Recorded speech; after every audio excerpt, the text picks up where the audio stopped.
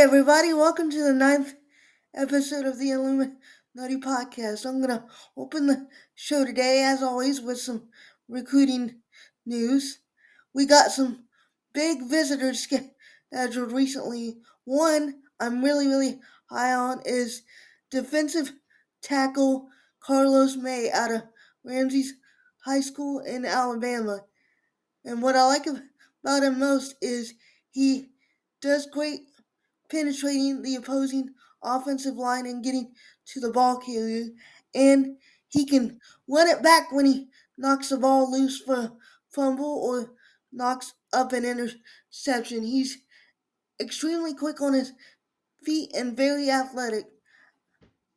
And he's visiting multiple days, June 19th through the 21st. And I think if we can get him on campus, we got a great shot at him. And like I said, he's tremendously athletic. He was 6'3", 295, but he's put on weight, and I'm gonna be interested if he can maintain his speed with the extra weight because he's very fast for his size, or at least he was. He missed a lot of his sophomore season due to an injury, but I think with another full season under his belt, he could be one of those guys that explode up the rankings. Another guy that I recently evaluated is Mitchell Turner. He's 6'3", 280, and he's another elite guy that he went from being unranked the day I did the evaluation. He jumped up to the number 34 uh, pros- prospect in the rankings. He is quickly rising up the boards and really showing his stuff. He does great against the run and the pass and could be a really intriguing prospect for Ohio State. We recently offered on March 3rd, and he's very interested in getting to campus for a visit. So I'm really excited to see us build a relationship with this guy. Those are just two guys that I think we got a really good shot at landing if we can get them to campus. Now, May, May is considering mostly southern schools, which is no surprise given where he's from, but I really think he could fall in love with what Larry Johnson has to offer. And if we can get him on campus, I never doubt what Larry Johnson can do. And like I said, those are guys that I'm really high on that I just reviewed recently, and those evaluations should be up on the board soon if they're not already. And we've also just now started talking about 2029 prospects. And on our database, guys, if you haven't checked that out yet, please do so because a lot of what goes into it and things are getting updated on a daily basis. But now to the main topics of my show, I wanted to first address NFL Combine performances and what's going on with Caleb Downs and how basically just gush about how proud I am of Lorenzo Styles as well because that was tremendous. His 40 time was amazing, and it makes me wonder why in the heck didn't we use him in kickoff coverage and returns more, man? If he was that fast and we had the proof that he could do it this last year. Like, I have no idea why we didn't utilize him more. Whether I have a feeling it had a lot to do with his shoulder injury, or at least I'm hoping it just wasn't a total miss by the coaching staff. What are your thoughts on it, Podfather? So I find I found his time shocking. Yeah, me Now, some people were like, "Well, Bogsy, why?" There was talk about how fast he was and things, but you hear talk, but then you watch the games and you don't see it. And I was corrected on the show the other day by some of the people who were saying, "Yeah, but he did have a kick return for a touchdown." I was like, "That's right," and he did look awful fast doing that. I will agree with that, but you think of fast players at Ohio State. Ted Ginn Jr. comes to mind first for me. Absolutely. Braxton Miller, right? Like these guys were just you saw how fast they were continually. Maybe it's because he was on defense that you just didn't notice it as much. But that was lightning fast. Mika, that he broke the all-time Ohio State combine 40 time record. I know. It was amazing. And Sonny was no slouch either. No, it was yeah, the Styles family are just genetically different. Speed must be in the genes. It must be. I remember Lorenzo Styles Sr. He was big and strong and good. He wasn't that fast. I wonder where those boys got that speed. Must have been a May- mama. Maybe they got it from Mama. I don't Yeah. know, but I'm so proud of those guys. I wish there were more of them. You think we could talk the Styles into producing more children? I think Well, we should. well, I actually think there was a quote about this, and Lorenzo Styles' mom, Mrs. Styles, said, "There ain't no more coming from me. It's gonna have to be grandbabies." So, Aw, but that's a we're shame we're because gonna have to wait a generation now. what a tremendous Buckeye family they are. I'm so proud of those boys. And to have them go in the same class is just really, really cool. I don't know Imagine, how imagine if they get drafted by the same team. that would be tremendous. I can't imagine what it's going to be like for their parents on draft day. How proud of a moment that would be. Oh yeah, like the Styles household is just going to be awesome because Sonny will get drafted Thursday night in the first round. He'll be quick too. He'll be within like the first few picks, and then Absolutely. and then brother will get drafted. I've probably a couple days later, from anywhere from fourth round to sixth round. But so it's gonna be an awesome couple days over there in Pickerington for the Styles family. Now, I have a question I've been toying around with in my head recently. We all know that uh, Zoe started out as a wide receiver at Notre Dame. Do you think he could get looks at wide receiver at the next level with his speed? Yeah, you brought this up the other day, and I stopped and I pondered it, and I thought, nah, no way. But then I got to thinking about it. Here's why it could happen. There are only so many positions on the football field in the NFL. If you can make yourself versatile enough to where you are essentially, and this would be, I think, the path that he could cut out for himself to have a very long, successful NFL career. Yeah. He is a special teams specialist, number one. He is your punt, kickoff, return guy. Your gunner on defense, essentially. Number two, you can play cornerback. So you're like the second He string corner or nickel corner.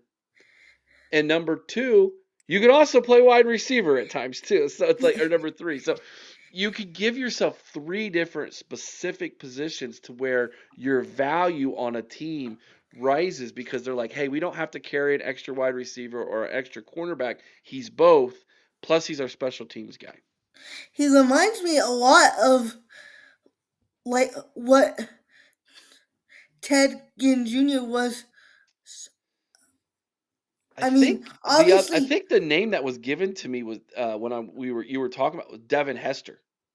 obviously he's not Ted Ginn Jr. No one's Ted Ginn Jr. except Ted Ginn Jr. But still, like if you remember coming out of high school, uh, Teddy was recruited as a defensive back at first, He was, yes, and it's I it's find it true. ironic that it was similar. It's really similar to what Zoe went through, and they're putting up similar times and everything.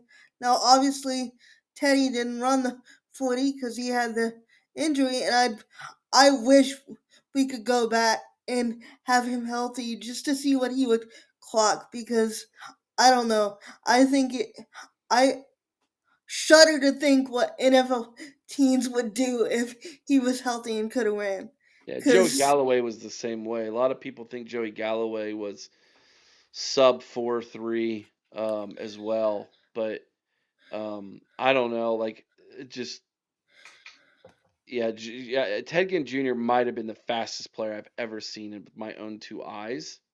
he's he's up there as one of my all time favorite Buckeyes, if not the favorite. I love Teddy and his dad, just from what his dad has and him have done from a high school football standpoint and Right. putting Glenville on the map and what they've done for that program and for the Buckeye program as well, being great ambassadors for us and the way Te- Teddy Jr. Represents himself as a Buckeye and just I think he's tremendous and I couldn't be prouder of him getting the job in the UFL. I'm so excited for that and I'm glad we got the channel that's going to be covering that now. Shameless plug for that. I had to do it. I'm excited about it. Thank you. But Yeah, we've got 8 videos up for it so far, and they've done decent. They're really looking forward to working with Dylan Kuhn, covering the Aviators with Dylan Kuhn. So good friend of mine. yeah, I loved DK even though we wiped the floor with his basketball team. I had to do it. I love needling him. I needle him on Facebook all the time. We have fun. He's good, dude. Yep. But anyway, I wanted to address what's going on with uh Caleb Downs too. You got this news story about him all of a sudden having a degenerative ACL and possibly MCL damage, and I have no idea where this is coming from. I have my theory, and no, you and I subscribe to the same theory. We think it's teams putting it out there so he'll drop down because all you got to do is watch his tape. This dude's a monster. His his game film and his maturity and the way he carries himself speaks for himself. And if he gets past my Bengals at 10, I'm boycotting the season and forfeiting my fandom. Like, I will not do it anymore. I just won't. Yeah, so I threw that out there last night to you, Vika, and I said, listen, if he's available at 10 and Cincinnati passes, I said Mika and I are free agent fans. We will not cheer for Cincinnati at that point because there's they that would be one of the dumbest things ever for the Cincinnati franchise, which is full of dumb things that they have done. Yes. This would be the dumbest thing ever to pass on a legitimate Pro Bowler, possible Hall of Famer. He's that good, he's that guaranteed. And if he falls in your lap to number 10, my gosh, how dumb do you have to be to pass on him? Now listen, I think we are in what I call NFL draft silly season. It's when Yep. you hear dumb things like this. And what happens is a lot of teams will put these rumors out there in the ether to see how what teams will bite on and things. It is possible, Mika, being the tinfoil hat wearing fans we are, that it is indeed our Cincinnati Bengals who put this rumor out there, hoping he would fall to them at number 10. Yeah, and I think it is. I don't agree with the tactics because, you never know how other teams are going to take it and it could affect his career in terms of like just perception and stuff. But I understand the gamesmanship of it, and if we can land him in a Cincinnati jersey, I'd be thrilled. You do know if that happens, I'm calling you and I'm probably balling, right? Oh yeah. Well, we'll be live on Patreon, so Well, we're gonna be watching the draft on Patreon live with our Patreon members and playing the NFL draft game. which we've done multiple years. I'm really excited for you to get to play this game, Mika, where we make our Ohio State draft predictions. Um, if that happens, I fully expect there to be a Mika celebration at There that will point. be tears. Tears and a lot of cheering. But on to my big topic for today. I wanted to touch on what's going on with Nate Roberts and the tampering issues with Oklahoma, and that's going to lead me into my conspiracy theory for the podcast. So, obviously, Austin Ward dropped a little nugget about how Oklahoma was contacting Nate Roberts and trying to get him to come to Oklahoma. Now, I've am I was aware that his brother was also a tight end at Oklahoma. He started out at um, North Texas and then went to Baylor and then finished up his career at Oklahoma. And they were both very high on Oklahoma coming out of high school. Now, older brother Jake didn't get the look to start out with, but he did end up there. And I'm I have a theory that we're gonna see a lot more package deal type scenarios go on in in the near future with brothers and relatives being recruited by the same college teams, regardless of whether both play, both prospects can truly play at that level or not. I have a feeling this is going to be used as a tactic more to avoid guys jumping into the portal and stuff. Because if you got your brother or your relative there, it makes it a little less easy to jump in the portal and just say I'm done. But that's a theory I've been tossing around in my head, and I know it's a tactic that has been used by some programs in the past, but I think we're gonna see a lot more of it in the near future. What are your thoughts? Oh yes, the old package deal in recruiting, right? Um, I I typically, Mika, have not signed up to for that theory that, if you go to a certain high school, you need to make sure that you take a certain guy so that you can get the real guy you really want. Yeah, You hear this, especially when it comes to high school recruiting, when you have pipelines. Hey, you want to yep, make sure you keep the pipeline open. So you take a guy who maybe isn't quite necessarily the caliber of athlete you normally would take from, but you took him anyways because he comes from the school that you have had great success in recruiting, and there might be one coming down the pipeline who you want to make sure you have an in with, so you take his teammate. Family would be taking that to a whole nother level. But I'm actually with you that I think that makes a little bit more sense, um, than the teammate from the pipeline school thought process, because the one thing about family members is if you do a family member wrong, your chances of getting the younger brother significantly decrease. yep. So, there might be a little bit more of a, I guess you could say, um, twisting of the arm, a little bit more motivation to take maybe the older brother, even though he might not be at the caliber you're wanting or expecting, because hey, if we don't take older brother, the chances of us getting younger brother not gonna Or happen. vice versa, if younger brother hits the portal and you already got older brother, and there could be a scenario where older brother's not too happy, and you could say, "Hey, we'll bring in younger brother, and he'll be right here. You don't have to be homesick anymore. You'll have family right here with you."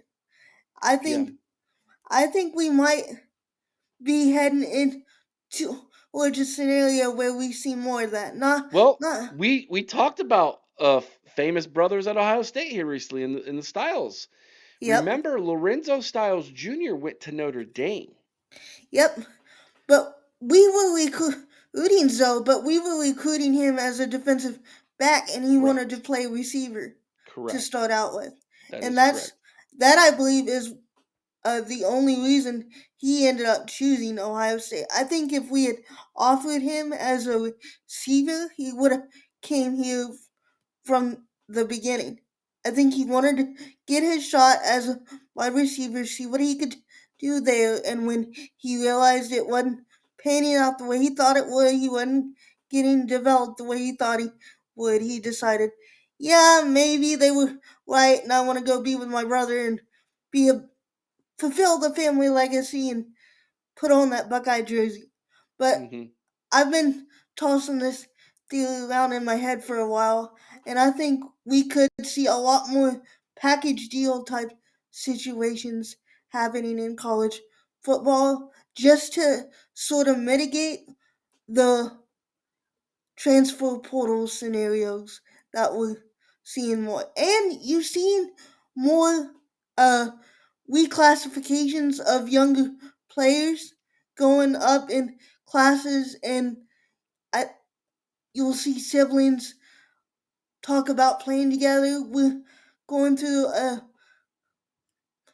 scenario with it with the defensive end. We're looking at Chris Whitehead out of Virginia. I'm very high on him as well, and he's got a very talented younger brother who plays offensive line and defensive line, Isaiah Whitehead as well, and they've talked about playing together at the next level and maybe him reclassifying. So that's something that is being talked about from an Ohio State perspective in the past, and I'll be anxious to see if that materializes the way I've heard it might, because I'm very high on both, and both of them all have the potential to be elite players for Ohio State. Not But to I be do, not to beat a dead horse, but Sonny Styles was a reclassification as well. yep, and I do think we'll see a lot more brothers and relatives developing at the same time, especially in the Midwest with like the advent of 7-on-7 camps. You're seeing younger guys get more developed sooner. So there's that to factor in as well. So there's a lot of different contributing factors that go into this theory. It wasn't just a blatant tinfoil hat theory. I've looked at it from a lot of different angles, and I'm think that there's a chance that we see a lot more package deals coming in this class and future classes of guys, you know, coming in with their brother or their classmates or their cousins, and just making it so not only are the players developing at a faster rate, but even if we take a lower ranked guy to get the higher ranked relative or player, like it's always good to have depth, and it does take some kids a while to develop, but that doesn't mean they won't develop. And if you can make it to where the higher ranked guy is more comfortable and more willing to stay, why not? No, I And think that's a great point, and you bring up some really good points that I haven't necessarily thought about, Mika, which is one of the things I love is when you challenge my thought process on things. 7-on-7 is interesting. It is so new here in the Midwest. It's old hat down in Florida, but it is yep, so new here that there's still a lot of kids here in Ohio who are playing on Florida 7-on-7 teams yep, still. It's going to take a while for that aspect to take hold. Still, even though it's a spring sport, a lot of kids here in the Midwest are running track, or they're playing lacrosse, or they're playing baseball, and as a secondary sport, not necessarily thinking, hey, I have to be on a 7-on-7 team in order to develop as a as a a football player. So Yep. you see more 7-on-7 camps and tournaments here in the Midwest during the summer, but in right now going on, I mean, they're going on all over the country right now in the warmer climate areas, 7-on-7 weekends and tournaments, and the Yeah, and South Florida Express, and if I'm not mistaken, RJ Day, Ryan Day's son, RJ Day plays on the South Florida Express, one of the South Florida Express 7-on-7 teams. you are correct. He does. And you're seeing an uptick in guys that are doing both. Nathan Bernard, the 2026 quarterback, did both.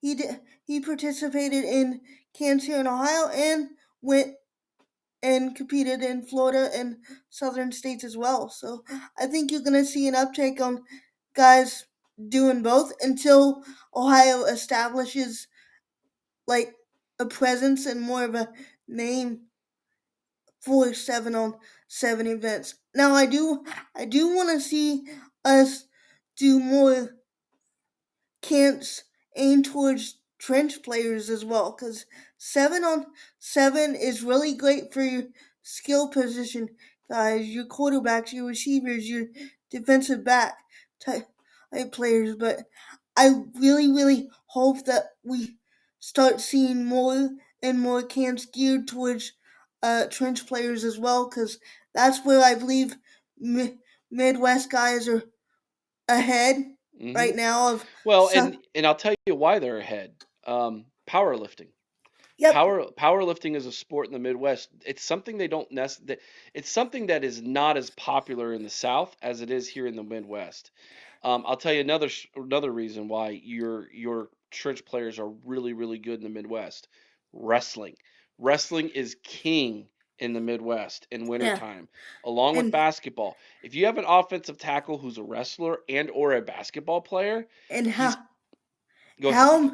how many times have I sent you a player evaluation that has said they either play basketball or wrestling or do both Right. along with football? So yeah, to your point, I think every Midwest prospect I've evaluated for a very long time has either done basketball, football, or wrestling, or combination of the three things. Like it's just a part of who we are in the Midwest that they don't have in the South. And David Pollock touched on it when he talked about he thought that trench play was sliding for the South. You didn't have as much aggressiveness. You got guys.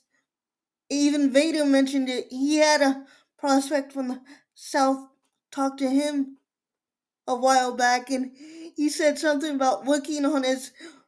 He was an offensive lineman, and he said something about working on his broad jump. And Vader said, "Why? You're an offensive lineman. You're never gonna leave the ground. Yeah. Hopefully."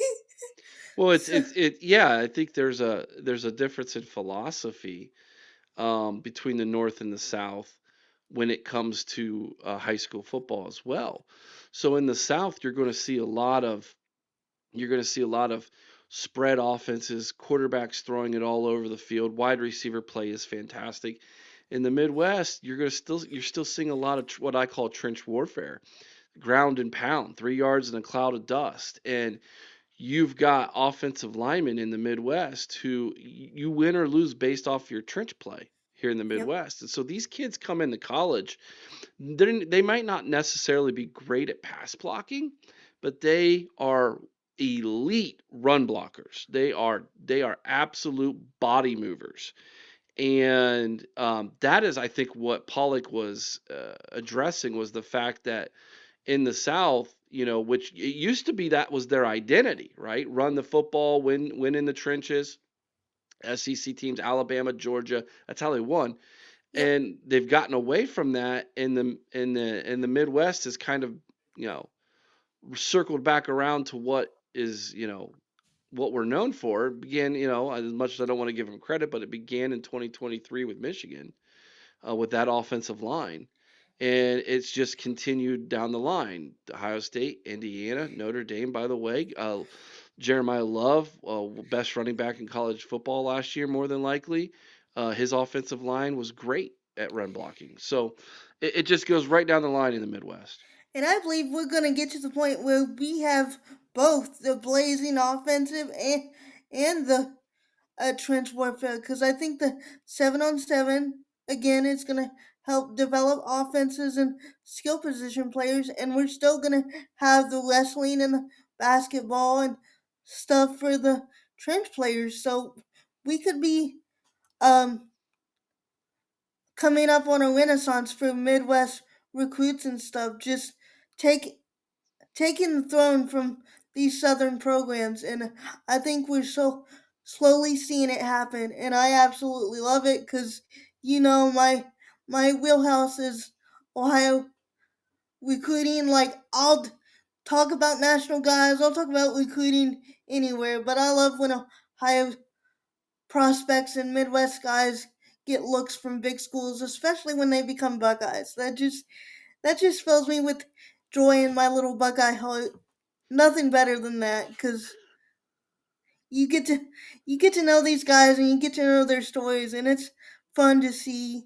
You feel like you get a connection with these guys. No, I don't know them personally or anything, but it's fun to see these guys go and achieve their dreams and wear the scarlet and gray and stuff, and it just makes me happy when that happens. So I'm all about being happy. So the more we can get that, the better it is for me and just about everyone in Buckeye Nation, I think. So I just wanted to touch on that and share my conspiracy theory with you guys for the day. That was my one. I think we really are going to see a uptick in package deal type situations, whether it be younger brother, teammate, cousin.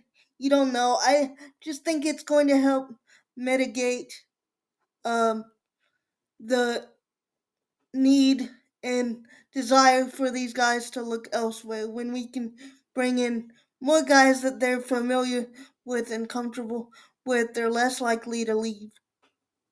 And Agreed. like I said, I mentioned the different factors that I think will go into that. And we saw it with Angelo Smith, Jeremiah Smith's brother. He was a lowly recruited dude. Now I think he has enough talent to compete at Ohio State. I don't think we would have offered him if he didn't. He's very physical for his size, and I think he's due for a Yes, he is. growth spurt. Like, just because he's on the smaller side now, you gotta remember JJ didn't start out being JJ's height either. So he's got he's got room to grow. He's one of the younger kids in his class, so the sky's the limit for that kid, and I'm so glad he decided to stick around and be a Buckeye instead of going with Heartline to South Florida. But that's a story for another day. I think I already addressed that in a past video, but I really like this topic because I think it kind of touches on a little bit of everything that I talked about before, and it kind of has tied it all together. And I'm excited for the draft, guys. I cannot wait to see where our Buckeyes end up. I'm excited for their futures. I'm excited for the recruits that are visiting. And like I said, the database gets updated on a daily basis. If I don't have internet connection, I'll end up texting evaluations if I have to this weekend, because I know offers are going out hot and heavy, and I try to keep track of all that for you. And me and Vader do our best to get in on these kids that, even if the national media isn't looking at, we're looking at them and giving them their shine and letting you know as quick as we can when these guys are developing and starting to get interest from Ohio State. Please check that out if you haven't already, and please like, share, comment, subscribe. Let me know what you guys want to see.